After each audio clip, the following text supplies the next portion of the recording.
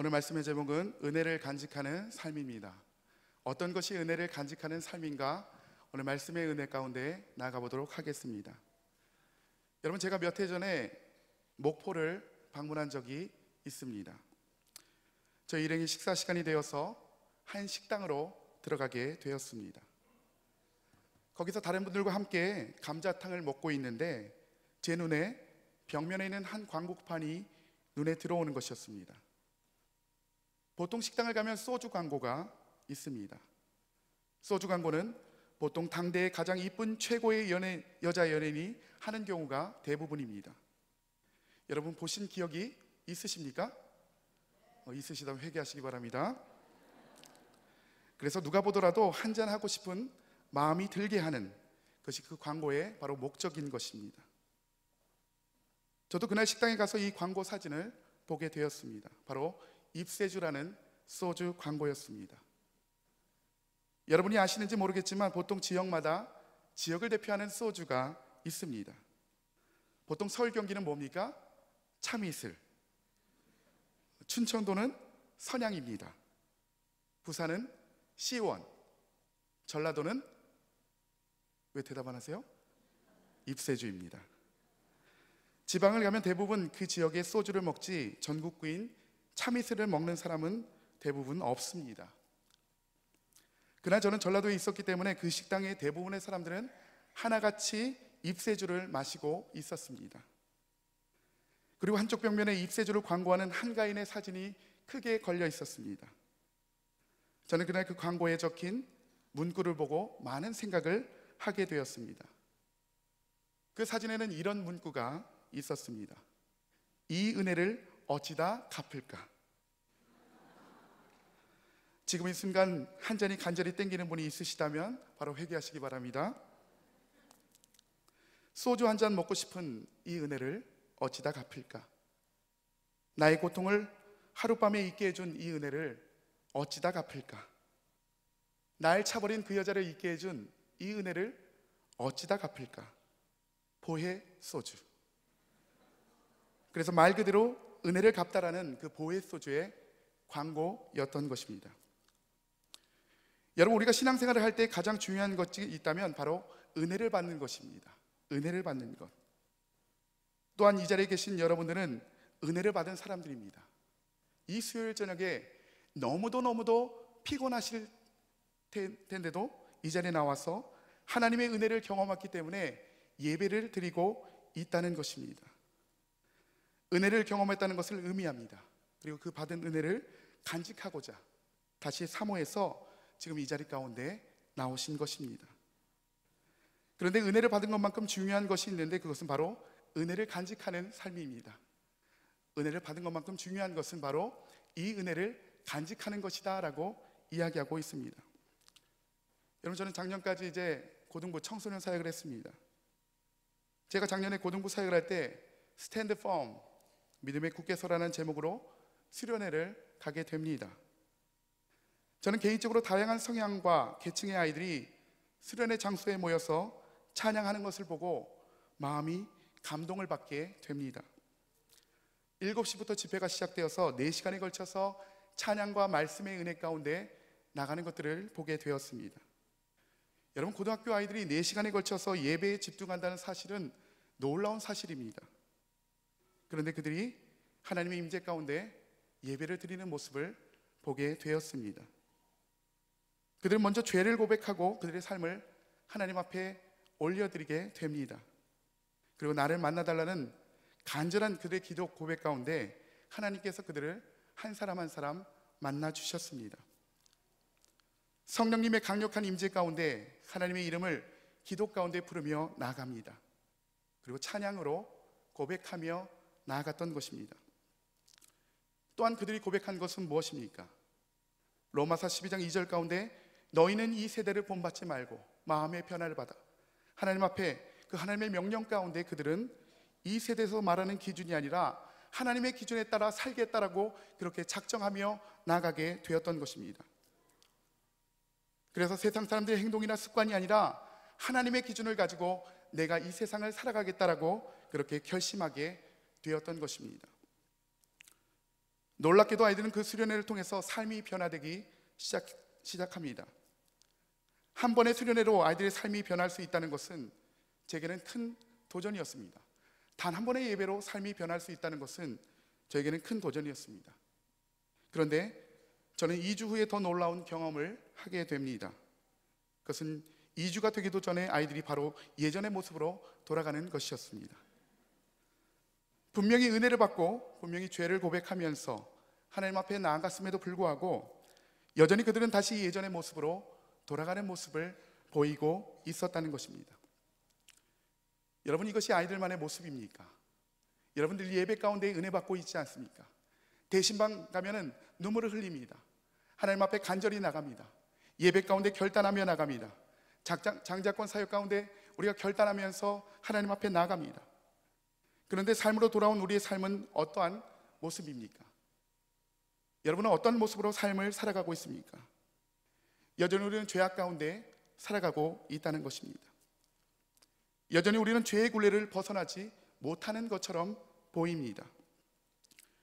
또한 하나님이 우리와 함께 하신다는 사실이 있음에도 불구하고 여전히 우리는 두려움에 떨고 있습니다. 내가 너와 함께 할 것이다. 하나님이 분명히 말씀하셨음에도 불구하고 여전히 우리는 떠는 인생을 살아가고 있다는 것입니다. 그렇다면 우리는 어떻게 우리 삶의 주인이 하나님임을 고백하며 인정하는 은혜를 받은 삶을 살아갈 수 있겠습니까? 어떻게 우리가 은혜를 간직하며 살아갈 수 있겠습니까? 우리는 오늘 말씀을 통해서 은혜를 계속해서 간직하기 위해서 삶의 두 가지 고백을 하며 하나님 앞에 나아가기 원합니다. 첫 번째는 은혜의 공간 가운데 달려 나와야 된다는 것입니다. 뭐라고요? 은혜의 공간 가운데 달려 나와야 된다는 것입니다. 우리 같이 한번 해볼까요? 시작. 은혜의 공간 가운데 달려 나와야 되는 것입니다. 오늘 본문에서 나오는 베데스다 연못은 능력의 장소였습니다. 여러분, 베데스라는 뜻이 어떤 뜻입니까? 바로 자비의 집이란 뜻입니다. 이 단어는 집을 뜻하는 히브리어 베트와 자비, 무한한 사랑을 가리치는 헤세드의 합성어입니다. 누구든지 그 장소 가운데 나와서 천사가 내려와 물을 움직일 때 들어가게 된다면 어떤 병이라도 낫게 되는 그런 장소였던 것입니다.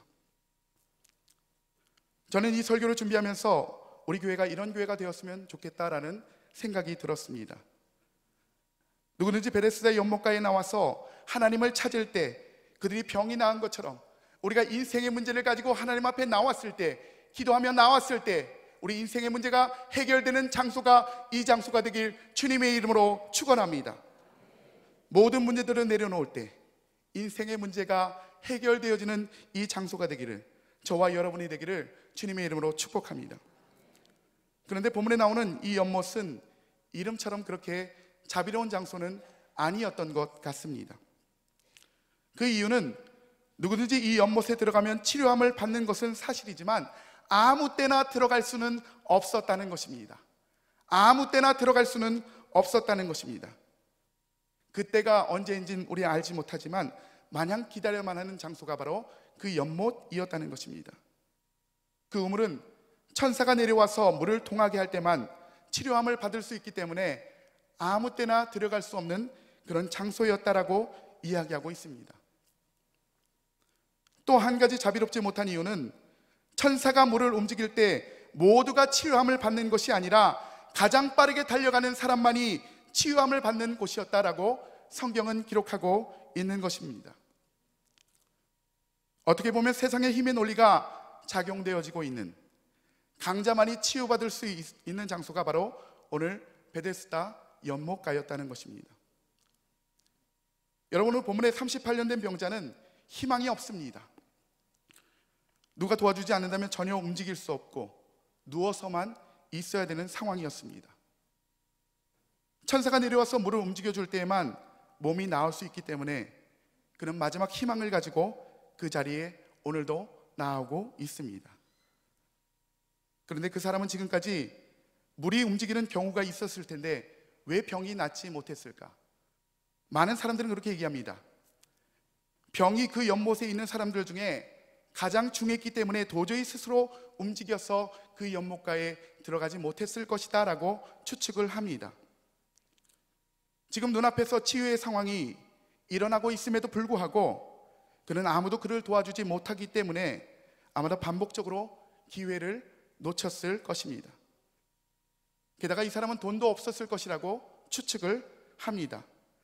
돈이 있었더라면 사람을 사서 물에 들어갈 수 있었을 텐데 돈도 없었던 것이었습니다. 돈도 없고 힘도 없고 건강도 없어서 그냥 그 자리를 지킬 수밖에 없었다는 것입니다. 바로 이 병자의 상황이었던 것입니다.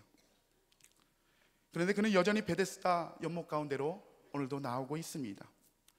그는 능력의 자리를 사모하는 사람이었습니다.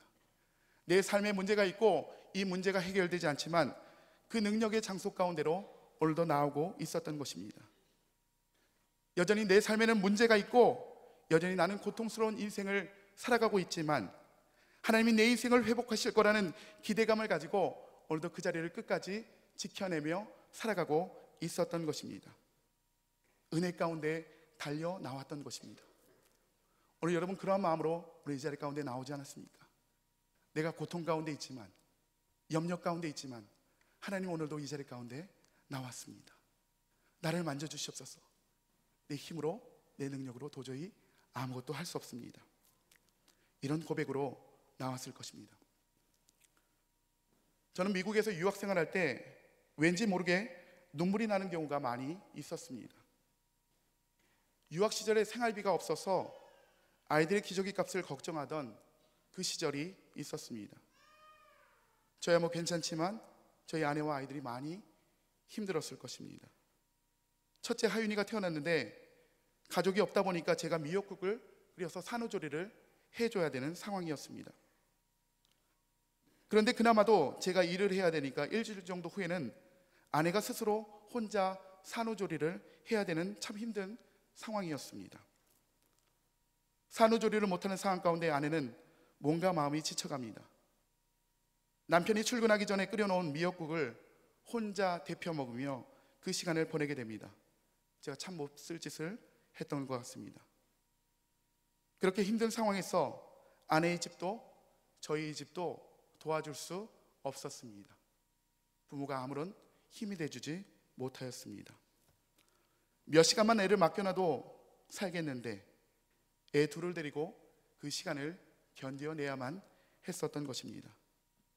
언젠가 방 한쪽 구석에서 말없이 눈물을 흘리며 훌쩍거리는 아내의 뒷모습을 보았을 때 저는 절규할 수밖에 없었습니다.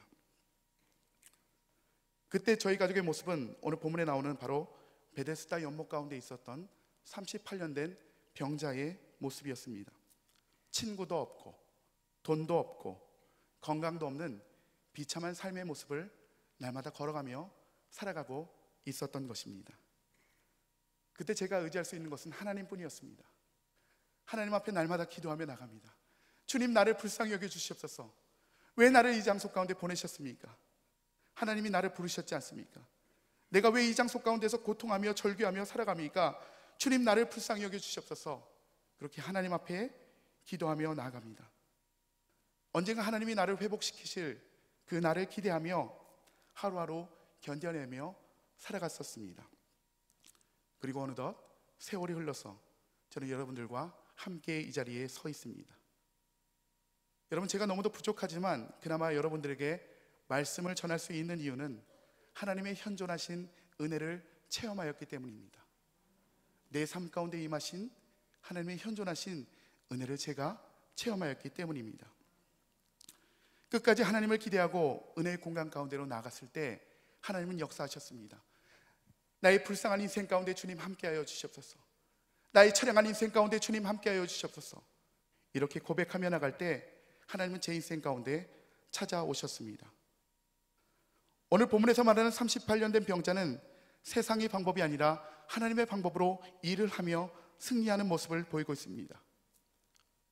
때로는 은혜가 없을지라도, 때로는 내 인생이 비참한 인생 가운데 살아가고 있을지라도 여전히 그 자리 가운데 나와 예배하며 나오고 있습니다. 그리고 바로 베데스다 자리 가운데 나왔을 때 하나님은 바로 그때 역사를 하신다는 것입니다. 그리고 그 인생을 회복시키신다는 것입니다. 우리 8절과 9절 같이 한번 읽어봅니다. 시작. 예수께서 이르시되 일어나 내 자리를 들고 걸어가라 하시니 그 사람이 곧 나아서 자리를 들고 걸어가니라. 이날은 안식일이니. 본문에 38년 된 환자는 아무것도 기대할 수 없는 상황이었습니다. 그런데 그는 절망적인 상황 가운데 베데스다 연못으로 나오고 있습니다. 그리고 그때 아무런 기대감 없이 인생 가운데 예수님이 찾아오셨던 것입니다. 그 장소 가운데 아무런 기대감 없이 나아갔는데 그때 바로 예수님이 찾아오셨던 것입니다. 그 불쌍한 인생 가운데, 그 처량한 인생 가운데 바로 예수님이 찾아오시고 예수님이 역사하셨던 것입니다. 여러분, 우리는 여전히 복잡한 인생 가운데 우리가 살아가고 있습니다. 은혜를 받았지만 여전히 힘든 인생의 길을 걸어가고 있습니다. 그런데 우리에게 하나님이 요구하시는 것은 무엇입니까? 바로 은혜의 자리로 나오라는 것입니다. 내 인생이 여전히 힘듭니다. 내 인생이 바닥을 치고 있습니다. 그럼에도 불구하고 하나님이 은혜의 자리로 나오라고 말씀하고 있습니다. 하나님을 붙잡고 기도의 자리로 나오라고 오늘 말씀하고 계신 것입니다. 나를 기대하며 나가라. 예배할 수 없는 순간에 예배하며 나오라고 이야기하고 있습니다. 하나님을 기대할 수 없는 상황 가운데 하나님을 기대하며 나가라고 그렇게 우리 가운데 이야기하고 있는 것입니다.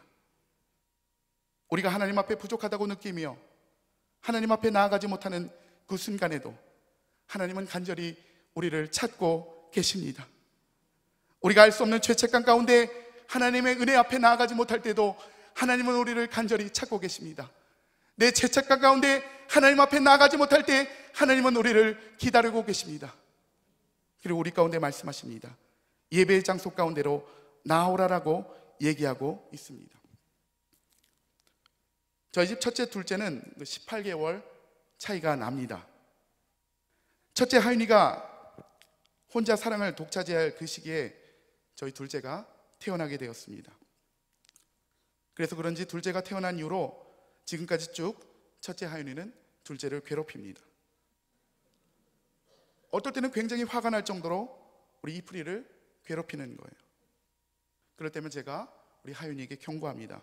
하지마, 동생 괴롭히면 아빠가 미워한다 라고 경고를 합니다. 그럼에도 불구하고 제가 안 보는 사이에 하윤이는 이프리의 이빨로 이프리의 귀를 깨물게 됩니다. 제가 화가 나서 마지막으로 경고합니다. 너 한 번만 더 하면 아빠가 너가 그대로 한 대로 그대로 너한테 해줄 거야 라고 그렇게 얘기합니다. 그럼에도 불구하고 하윤이는 이프리의 어깨를 또다시 물어버립니다.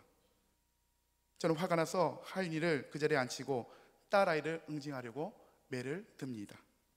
그런데 매를 들고 내려치는 그 찰나에 그 아이는 이렇게 선포합니다. 하나님 도와주세요 라고 선포하는 거예요. 하나님 도와주세요. 저는 이 아이의 믿음의 선포를 듣고 더 이상 이 아이를 때릴 수가 없었습니다. 여러분, 하나님께서 우리에게 바라시는 모습이 이런 모습 아닐까요? 우리가 연약함에도 불구하고, 우리가 실수했음에도 불구하고 하나님 앞에 나아가는 것, 하나님을 붙잡는 것, 하나님 도와주세요. 내가 잘못했지만 하나님 도와주세요. 뻔뻔하게 그 십자가의 은혜를 붙잡고 나가는 것, 그것이 바로 하나님께서 우리 가운데 원하는 것이라는 것입니다.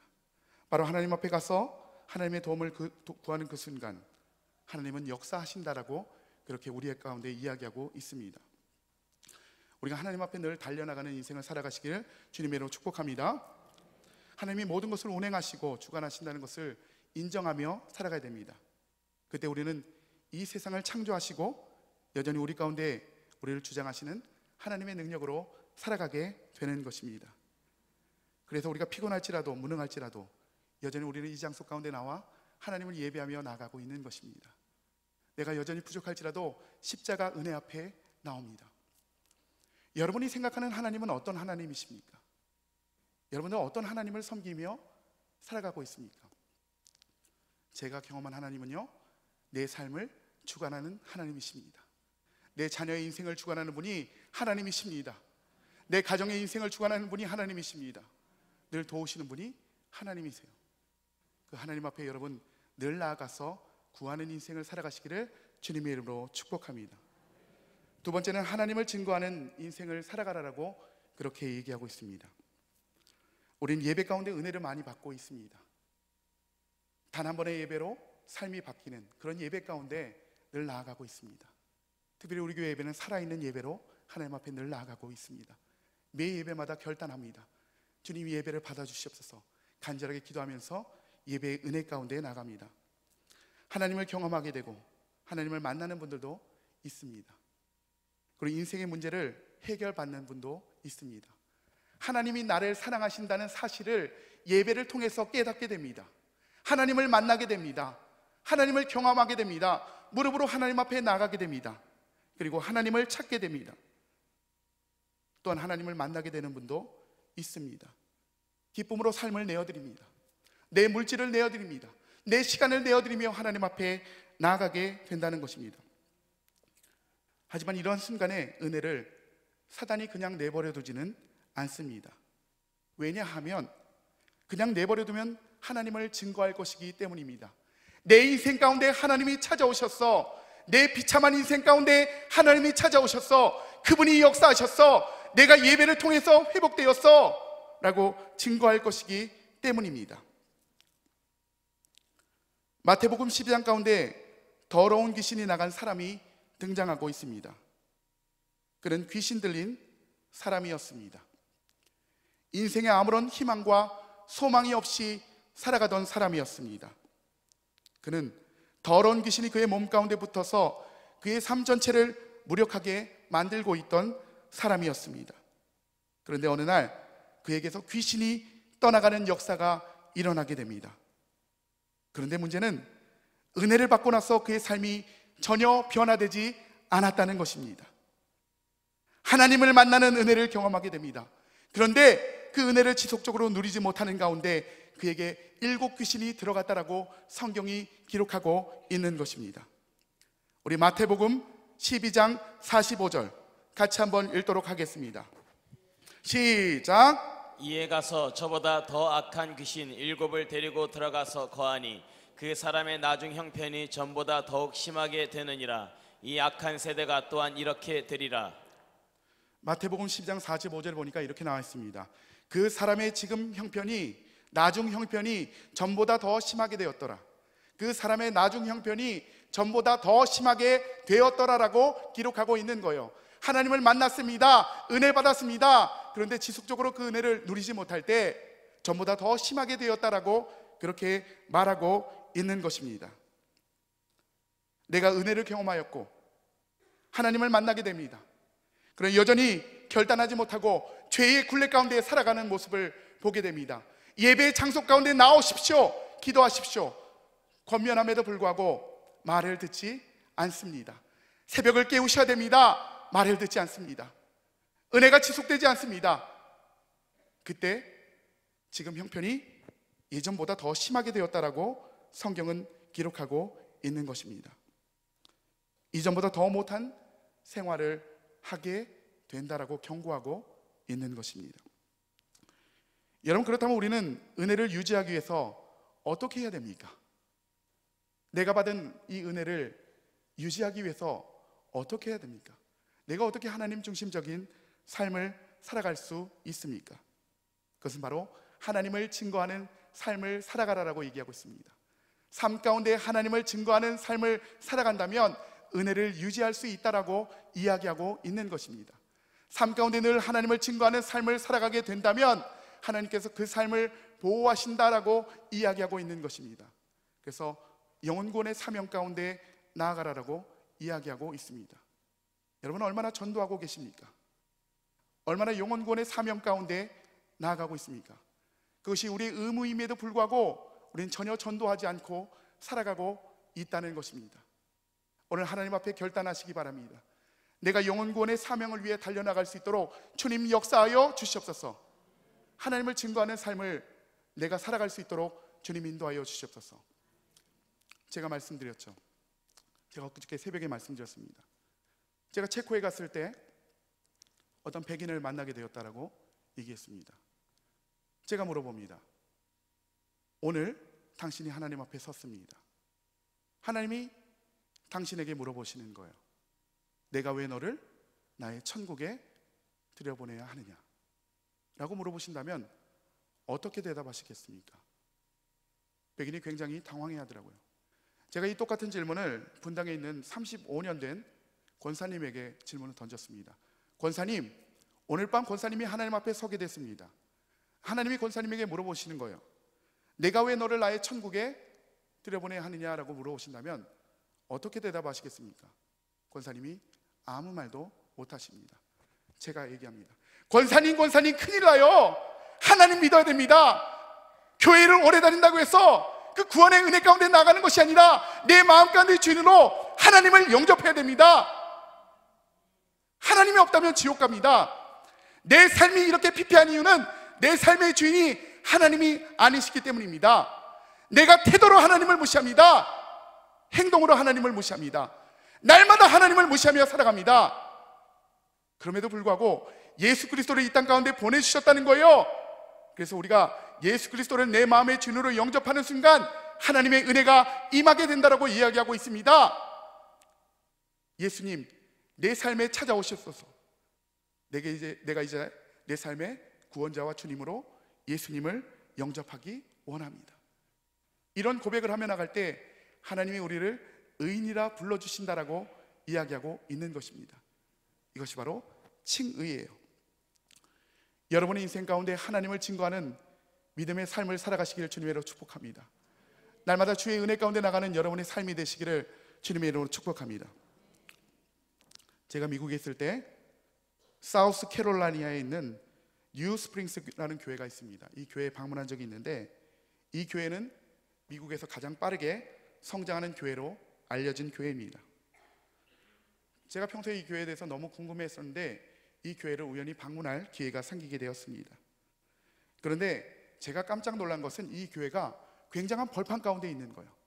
아무것도 없는 벌판 가운데 교회가 세워져 있습니다. 이 교회가 위치한 앤더슨이라는 지역은 인구가 3,000명도 되지 않는 지역이었습니다. 그런데 이 교회는 전체 19개 캠퍼스에서 3만 명이 함께 예배를 드리고 있습니다. 그 이유는 바로 교회의 핵심 가치 중에 하나가 잃어버린 영혼 구원의 사명을 하게 달려나가고 있기 때문입니다. 성도들의 삶 가운데서 그들이 체험한 하나님을 증거하며 살아가기 시작합니다. 교회가 없는 지역이고 사람이 없는 지역임에도 불구하고 사람들이 교회로 몰려오기 시작합니다. 대부분의 미국 교회가 문을 닫는 상황입니다. 여러분, 미국 교회가 얼마나 위험한 상황 가운데 있는지 여러분 아십니까? 달라스에 있는 게이트웨이라는 교회는 굉장히 많은 성도들이 있습니다. 그런데요, 이 교회에 문제점이 있죠. 어떤 문제점이 있습니까? 메인 예배가 토요일 날 있습니다. 그리고 주일 예배는 영상으로 내보내게 되죠. 이유가 무엇입니까? 주일날 놀러 가라고 그렇게 예배를 드리는 모습을 보게 됩니다. 제가 유럽에 갔을 때, 독일 갔을 때 2,000명 이상이 모이는 교회가 있었다고 합니다. 현재는 5명이 예배를 드리고 있습니다. 오늘 한국교회도 멀지 않았습니다. 우리가 영혼구원의 사명 가운데 나아가지 않는다면 우리도 그대로 따라가게 될 것입니다. 오늘 본문의 38년 된 병자는 오랜 기간 동안 희망이 없는 인생을 살아가게 됩니다. 아무도 돌아보지 않은 삶 가운데 그는 절망적인 삶을 살아가게 됩니다. 그런데 그의 삶에 바로 예수님께서 찾아오십니다. 그의 절망적인 삶 가운데 예수님이 찾아오셨습니다. 답이 없는 삶 가운데 예수님이 찾아오셨던 거예요. 해결할 수 없는 삶 가운데 하나님의 아들이신 예수님이 찾아오셨다는 것입니다. 그 예수님께서 오늘 이 현장 가운데 찾아오십니다. 우리 인생 가운데 찾아오신다라고 그렇게 얘기하고 있습니다. 그리고 그 현장 가운데 예수님이 이렇게 말씀하셨죠. 네 자리를 들고 걸어가라 라고 그때 이야기하십니다. 그때 그는 하나님의 놀라운 크신 은혜를 체험하게 되었습니다. 그는 자기를 조롱하고 비웃는 유대인들을 향하여 이렇게 외치며 나아가게 되었던 것입니다. 우리 5장 11절 같이 한번 읽습니다. 시작. 대답하되 나를 낫게 한 그가 자리를 들고 걸어가라 하더라 하니. 그는 그렇게 고백하게 되었던 거예요. 그분이 나를 낫게 하셨어. 내 인생 가운데 찾아오신 그분이 나를 낫게 하셨어 라고 그렇게 고백을 하게 되었던 것입니다. 그리고 그가 자리를 들고 걸어가라 나에게 명령하셨다라고 그렇게 예수님을 증언하는 삶을 살아가게 되었던 것입니다. 그는 고침을 받고 즉시 하나님을 증거하는 삶을 살아가게 됩니다. 여전히 그의 삶에는 조롱하는 사람도 있고 핍박하는 유대인도 있었습니다. 그러나 그는 모든 순간 가운데 나를 낳게 한 자가 바로 예수님이다라고 증거하는 삶을 살게 되었던 것입니다. 내 삶의 비참한 인생 가운데 하나님이 찾아오셨어, 그 예수님께서 찾아오셨어, 그가 나로 걸어가게 하셨어 라고 그렇게 증거하며 나가게 되었던 것입니다. 우리가 받은 은혜를 간직하는 가장 좋은 방법은 하나님을 증거하는 삶을 살아가는 것입니다. 하나님을 증거하는 삶을 살아가는 것입니다. 우리가 은혜를 받았지만 여전히 우리는 삶의 여러 어려운 문제 가운데 살아가고 있습니다. 그러한 우리 삶 가운데 하나님이 원하시는 것은 바로 하나님을 증거하는 삶을 살아가는 것입니다. 내 현장 가운데 찾아오신 하나님, 내 예배 가운데 찾아오신 하나님, 나의 답답한 인생 가운데 찾아오신 그 하나님을 증거하는 믿음의 인생길을 살아가라라고 우리 가운데 그렇게 말씀하고 있는 것입니다. 5장 15절은 우리 가운데 또한 이렇게 얘기합니다. 같이 한번 읽어봅니다. 시작. 그 사람이 유대인들에게 가서 자기를 고친 이는 예수라 하니라. 예수님이 나를 고치셨어 라고 그렇게 증거하게 되었던 것입니다. 결국 이것은 제자의 삶으로 이어지게 됩니다. 제가 여러분들에게 몇 번 말씀드린 것 같아요. 플로이드 맥클랑은 제자도의 본질이라는 책에서 제자의 세 가지 요소를 이야기하고 있습니다. 첫 번째는 무엇입니까? 하나님을 사랑하는 사람입니다. 하나님을 사랑하는 사람입니다. 내 삶의 중심 가운데 하나님을 사랑하는 사람. 두 번째 단계는 바로 하나님을 사랑하는 사람들을 사랑하는 것입니다. 이것이 바로 성도의 교제 코이노이아다라고 이야기하고 있습니다. 얼마 전에 제 신학교 동기가 갑자기 전화가 오게 됩니다. 그러면서 하는 말이 이렇게 얘기합니다. 아내와 이혼하기로 결심했다라고 그렇게 이야기를 하는 것이었습니다. 그래서 제가 이유를 물어보니까 이렇게 얘기합니다. 아내가 사목감이 아닌 것 같아 라고 이야기하는 것이었습니다. 저는 순간적으로 이 친구가 무언가 오해를 하고 있다라고 그렇게 확신하게 되었습니다. 여러분, 성도의 가정은 하나님을 사랑하는 사람들이 모여서 하나님의 목적과 뜻을 이루는 가장 기본적인 교회의 모습입니다. 그러니까 이 친구는 사역을 핑계로 하나님의 교회를 깨는 행동을 하고 있었던 것이었습니다. 저는 그 친구에게 마지막으로 이렇게 이야기했습니다. 너는 목사감이냐? 라고 그렇게 이야기를 했었습니다. 세 번째는 무엇입니까? 하나님을 사랑하지 않는 사람들을 사랑하라라고 이야기하고 있습니다. 영혼구원의 사명 가운데 나아가라라고 이야기하고 있는 것입니다. 그러면서 플로이드 맥클랑은 우리 인생 가운데 예수 결핍 장애가 있다라고 이야기하고 있습니다. 예수가 내 삶에 있긴 있습니다. 그런데 예수가 결핍되었다라고 말하고 있습니다. 예수의 사랑이 있긴 있습니다. 여전히 존재하고 있습니다. 그런데 결핍되었다, 부족하다라고 그렇게 경고하고 있는 것입니다. 하나님을 사랑하지 않습니다. 하나님을 사랑하는 사람을 사랑하지 않습니다. 또한 하나님을 사랑하지 않는 사람을 사랑하지 않고 살아갑니다.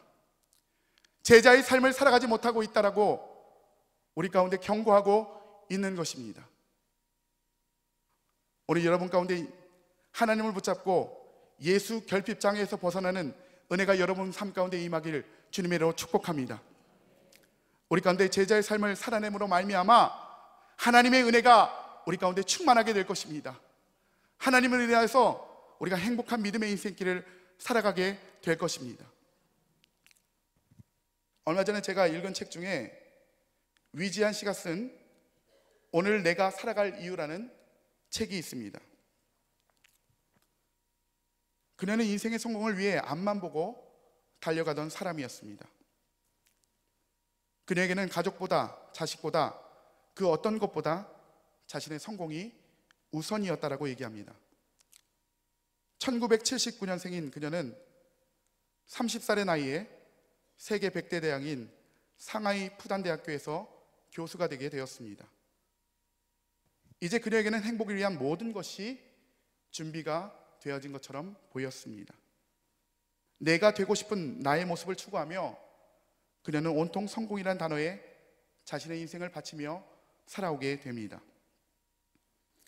그런데 불행하게도 대체 에너지 프로젝트를 정부와 함께 진행하던 중 그녀는 인생의 정점에서 시한부 인생 선고를 받게 됩니다. 그리고 2009년 10월 말기암 판정을 받게 되었습니다. 암을 발견했을 당시에 이미 모든 암은 그녀의 모든 뼈에 전이가 되어서 도저히 치유할 수 없는 상태였습니다.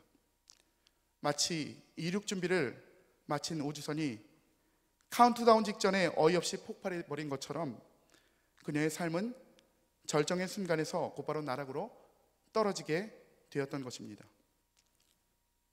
그녀는 처음에는 자신의 상황에 대해서 분노하기 시작합니다. 왜 나에게 이런 일이 일어난 것입니까? 원망도 듭니다. 그러나 곧 좌절과 분노를 딛고 위지한 씨는 앞으로 남겨진 시간들을 어떻게 살아가야 될지 고민하기 시작합니다. 19개월 아들이 자기에게 다가와 안아달라고 하는데 온 뼈에 암이 전이가 되는 고통 가운데 도저히 아이를 안아줄 수 없는 상황이었다고 합니다. 그녀는 죽음 앞을 눈앞에 두고서야 자신이 얼마나 사랑을 받고 행복한 인생을 살아왔는지 깨닫게 되었던 것입니다. 그는 이 책에서 이렇게 얘기합니다. 나는 비록 죽음과 가까운 곳에서 하루하루 살아가고 있지만 그래도 최선을 다해 나에게 맡겨진 삶을 살아갈 것이다. 그것이 내가 오늘을 살아가는 이유다라고 하면서 이 책을 마무리하고 있는 것입니다. 우리는 본질적으로 얼마나 연약한 자들입니까? 아무런 문제가 없는 것처럼 자신을 포장하며 우리가 살아가고 있지 않습니까? 아무런 문제가 없는 것처럼 교회에 나와서 예배를 드리고 웃으면서 집사님 안녕하세요 라고 하면서 돌아갑니다. 그런데 내 삶에는 너무도 많은 문제가 도사리고 있습니다. 자녀가 문제를 일으킵니다. 관계가 깨어지게 됩니다. 남편과의 이혼의 위기가 도사리고 있습니다. 내 사업장이 무너지고 있습니다. 직장 가운데 명태의 위기가 있습니다. 관계의 문제가 있습니다. 여러 가지 어려움 가운데 우리가 살아가고 있는 것입니다. 이런 불행한 인생을 우리는 늘 살아가며 우리는 늘 그렇게 우리는 견디며 버티며 살아가고 있는 것입니다. 우리가 본질적으로 얼마나 연약한 자들입니까? 무언가를 위해 열심히 달려가고 있지만 헛된 것을 쫓아가는 우리의 모습들이 얼마나 많이 있습니까? 오늘 여러분에게 오늘을 살아갈 이유는 무엇입니까? 왜 여러분은 오늘을 살아가고 있습니까? 연약하고 희망이 없는 오늘 우리의 삶 가운데 살아갈 이유는 무엇입니까? 왜 여러분들 그렇게 살아가고 있습니까? 그 고통의 인생길을 왜 살아가고 있습니까? 왜 우리는 견디며 살아가고 있습니까? 때는 베더스다 연못에 38년 된 병자보다 못한 인생길을 우리가 살아가고 있음에도 불구하고 왜 우리는 인생길을 이렇게 살아가고 있는 것입니까? 그것은 바로 예수 그리스도의 십자가 은혜 때문입니다. 나를 구원하여 주신 그 예수 그리스도의 십자가 은혜 가운데 우리가 살아가고 있는 것입니다. 예수의 십자가 은혜로 인하여서 내가 살아가고 있는 것입니다. 나를 사랑하사 나를 위하여 자기 몸을 버리신 하나님의 아들을 믿는 믿음 안에서 우리가 살아가고 있는 것입니다. 예수를 바라보며 나가게 되는 것입니다. 예수를 경험하며 나가고 있는 것입니다. 나의 삶을 붙잡아줄 하나님의 현존하신 능력을 기대하며 나가고 있는 것입니다. 내 삶 가운데 개입하실 하나님의 능력을 기대하며 나가고 있는 것입니다. 내가 처참한 인생길을 걸어가고 있는 이 순간에 하나님이 내 삶 가운데 곧 임재하실 거야, 역사하실 거야, 곧 도와주실 거야. 하나님을 기대하는 마음으로 우리가 살아가고 있는 것입니다. 그 현존하신 하나님의 능력이 우리 가운데 곧 가까워 왔다라고 이야기하고 있습니다. 우리가 그 은혜로 하나님 앞에 나아가고 있는 것입니다. 우리는 38년 된 병자보다도 못한 인생을 우리가 살아가고 있습니다. 얼마나 처참합니까? 돈이 없습니다. 내가 내 자녀에게 해줄 것이 아무것도 없습니다. 하나님 앞에 예배하러 나왔지만 기도가 되지 않습니다. 그럼에도 불구하고 하나님은 여전히 여러분들을 사랑하신다라고 이야기하고 있습니다. 인생에 실패했을 때도 하나님 여전히 여러분들을 붙잡고 있으시고 여전히 너희 가운데 일하겠다라고 말씀하고 있습니다. 그 하나님의 은혜 가운데 늘 하나님을 붙잡고 승리하는 믿음의 삶을 살아가시기를 주님의 이름으로 축원합니다. 그 하나님 앞에 인생을 내어드리십시오. 여러분 삶의 주인공은 하나님이십니다. 내가 내 삶의 주인공이 아니라 하나님이 내 삶을 이끄심을 고백하며 날마다 주 앞에 나가게 되는 것입니다. 그 십자가 은혜로 우리가 살아가게 되는 거예요. 나를 위하여 자기 몸을 버리신 하나님의 아들을 믿는 믿음 안에서 우리가 그렇게 늘 살아가게 되는 것입니다. 험한 인생길 가운데 우리가 주를 붙잡고 그렇게 승리하며 나가게 되는 것입니다. 은혜를 지속하며 하나님의 은혜를 구하며 날마다 은혜의 자리 가운데 나오며 영혼구원의 사명을 위해 달려나가는 여러분이 되시기를 주님으로 축복합니다. 같이 기도하십니다. 사랑의 아버지는 감사합니다. 주님의 귀한 은혜 가운데 우리를 자녀 삼아주시고 우리를 인도하여 주시고 내 인생의 주인이 하나님임을 고백하며 살아가게 하시니 감사합니다. 우리가 은혜를 받았지만 여전히 우리 인생은 피폐한 인생길을 살아가고 있습니다. 38년 된 병자와 같은 인생을 우리가 걸어가고 있습니다. 그럼에도 불구하고 우리를 사랑하시고 우리를 위해서 일하시는 하나님을 우리가 기대하며 나가기 원합니다. 우리 인생 가운데 찾아와 주시옵소서. 나를 사랑하시는 그 하나님의 능력으로 우리가 일어서는 삶을 살아가기 원합니다. 그 현존하시는 하나님의 능력, 그 능력을 경험하며 나가기 원하오니 하나님이 역사하여 주시옵소서. 우리 인생을 붙들어 주시옵소서. 일하여 주시옵소서. 전적인 하나님의 주권적인 개입의 역사가 내 삶 가운데 임하게 하여 주시옵소서. 하나님을 기대하며 나갑니다. 주의 역사하심 가운데 나갑니다. 여전히 부족하고 여전히 아무것도 할 수 없지만 그저 예배하며 하나님 앞에 나갑니다. 그저 기도하며 하나님 앞에 나갑니다. 우리를 불쌍히 여겨 주시옵시고 일하여 주시옵소서. 우리 인생의 마지막 순간에 하나님을 고백할 수 있도록 인도하여 주시옵시고 천국 가는 그날까지 하나님과 동행하는 믿음의 인생길을 걸어갈 수 있도록 하나님 역사하여 주시옵소서. 감사합니다. 예수의 이름으로 간절히 기도합니다. 아멘.